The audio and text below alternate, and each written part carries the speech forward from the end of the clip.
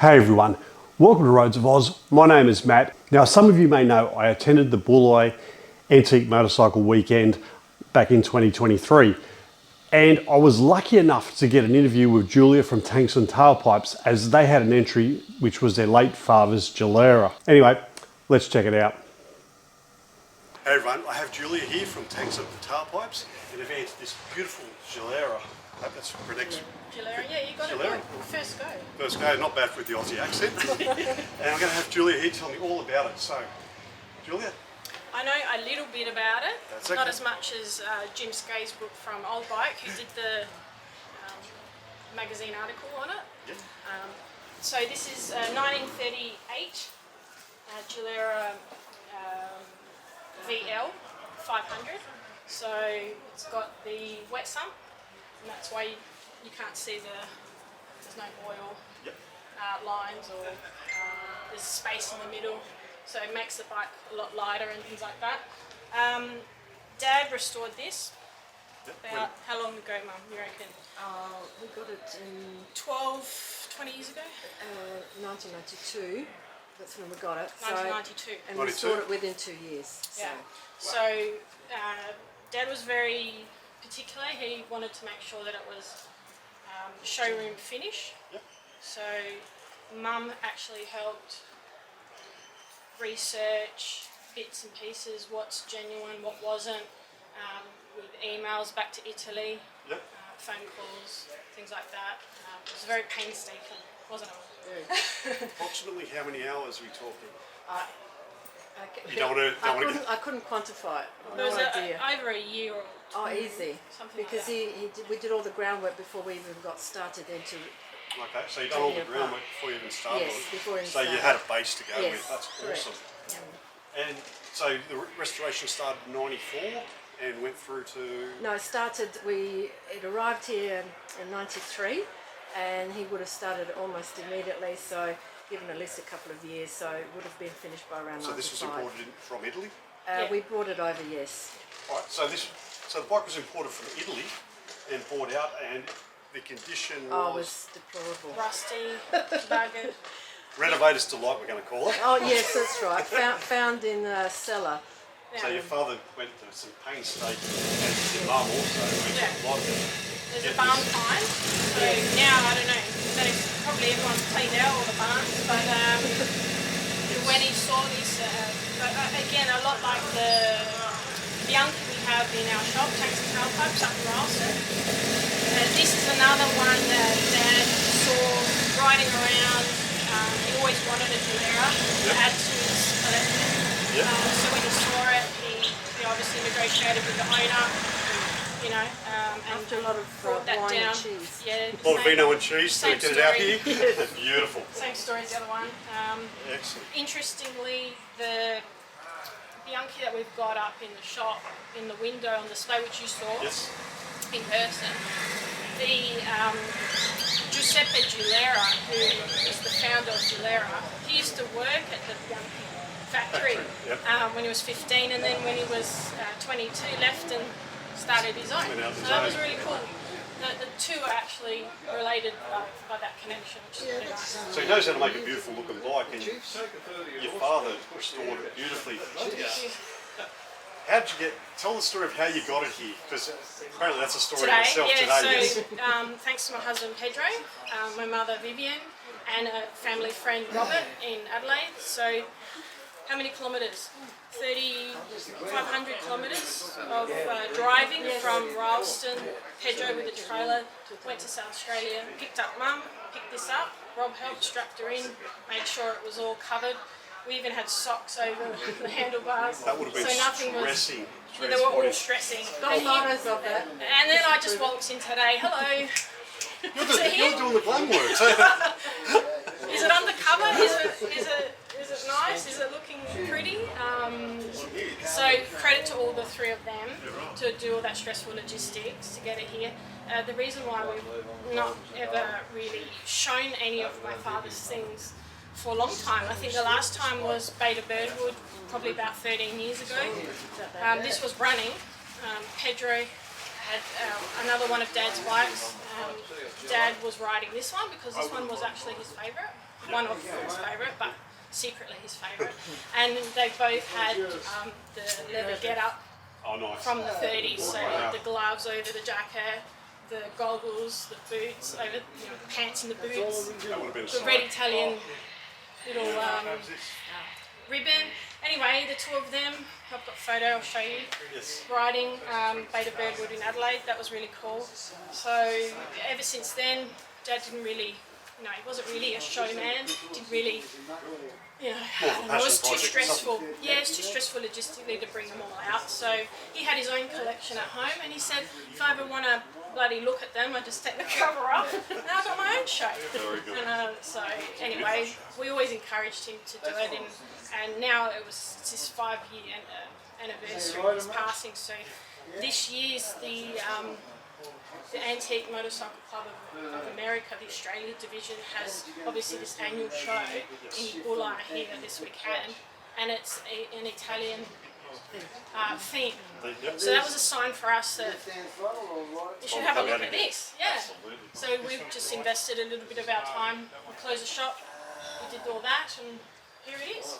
Tell us a bit about your shop. So Tanks and Tailpipes is just born out of obviously a love of motorcycles, and just a little thing that we do Friday, Saturday, Sunday. Just a place for our family to honour my father, but also to bring everybody that loves cars and motorcycles up to Rylstone and the Mudgee area. And so we want it to be a little destination, which it already is, to...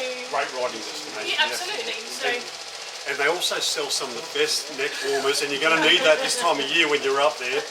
But definitely worth a visit, even if you just to look at the Yankee. Yeah. Even if you just to look at the Yankee in the window, it's an amazing bike, and that is worth a trip in itself. So we're probably gonna, this depends when you're gonna post this, but we're gonna swap it out for this in the window. So this will be the new thing to come and have a look at. What I'll do, I'll put the dates in the description below so people know. Either way, you're gonna see something nice and different. Even the Yankee, beautiful, absolutely. But this, amazing. And thank you very much for sharing it with us. You're welcome. And coming on my show and actually talking about this beautiful Gilera. It's just amazing. We'll get you the video of it starting. It had to start to be applicable to be judged and entered into the competition. Well, it's not actually a competition. It's a different setup. You don't actually win anything. You basically get awarded a status. So it starts from 100, and then they deduct based on if they find any faults or anything like that, or anything that's not factory or whatever. Good luck finding that. No, I'm sure that one. That's their you job never though. know. There might be something, but we're not here for that. We just because why not show everybody he did the paint, the panel, the mechanical. He did a lot of the nuts and bolts himself to replicate something that would be the right size. He had the lathe machine, so he would make his own bolts. Yeah. It looks like it's just coming. You could put this next to a brand new bike, and you'd swear as you can, apart from the technology, look at it and go, this is just rolled off the factory floor, which is a real testament to your dad's skill. This requires patience, so absolutely. He was patient with things like this, but other things not as much. I do remember the petrol tank. It took him weeks to get that right. Yeah. Because they both have to be symmetrical. Both sides have to mirror each other. And then you've got that mirror finish, you've got the pinstriping, which is done. Priming had to be done in a different time to the actual. Yeah, so there's like a chicken before the egg kind of situation. Then you've got your 4-speed manual shifter there on the That must have been an right-hand side. experience to ride like Just kind of started hearing this morning. No stressful. I look forward to adding the video of them starting No, up. I'm It'll not be doing it. hilarious. I don't even know how to do it. So.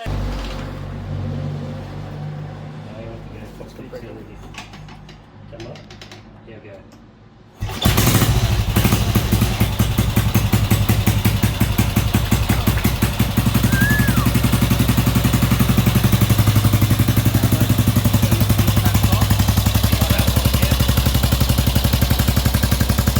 The fact that it's more that show it runs, which is part of this whole.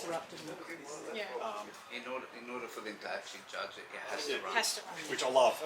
That's how it should be. Like, that's how it was built too. It was built to be enjoyed and ridden. And imagine riding this like that. Well, Pedro's, he can put his hand up and say he's done it, and I think he was. We'll do that. I'll tell you what that means later. Like squeezing. Because you know you're stressing that you don't want it. It's not, when it's something that's very special. Oh yeah. You don't want to be the one to drop it or whatever. No. Someone said you have to speak to it nicely for it to start. I said no, I have to give it pasta the day before. All the tame princesses need to be glass of wine. spoken to lovely. Yes, you have to say good morning to them and thank you when you get home. Yeah, please. Temperamental Italian. Only if you Ducati Italian bikes, it's good morning, sweetie. How are we doing? Okay, we're going to have a nice day today. That's right. And it's probably the same with this. It was probably a whole procedure. Same thing. Virtually you used to have to write them down. So.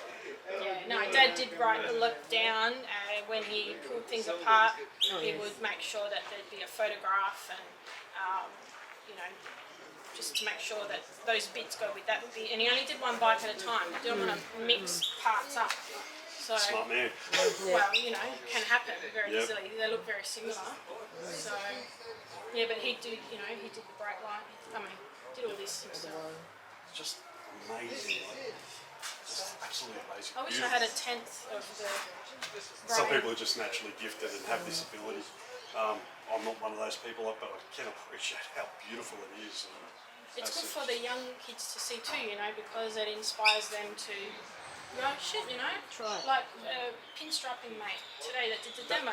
You know, I'm glad they do that because who's going to do that when the blokes or the girls are no longer here that do it now? You're great. Thank you very much, Julia, for taking the time to run through this with me. It's absolutely gorgeous. I can't wait to see it in your shop, and we'll update you on how we go tomorrow. Tomorrow's judging, I think. It is judging. Tomorrow. Love to hear how it goes. Yeah, it's had good feedback so far. We're just here, like I said, just to make Dad proud. Oh, you'd be able to do it. The effort you've gone to is amazing.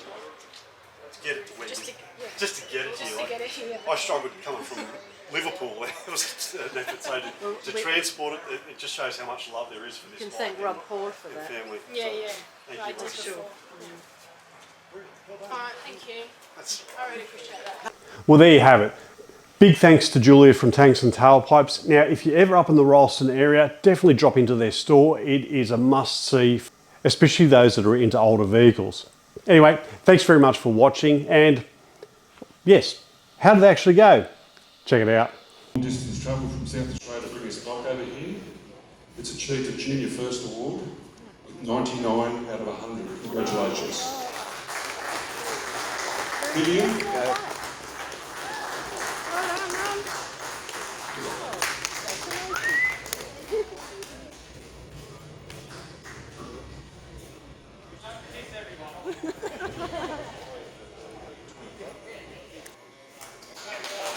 Well done, Vivian.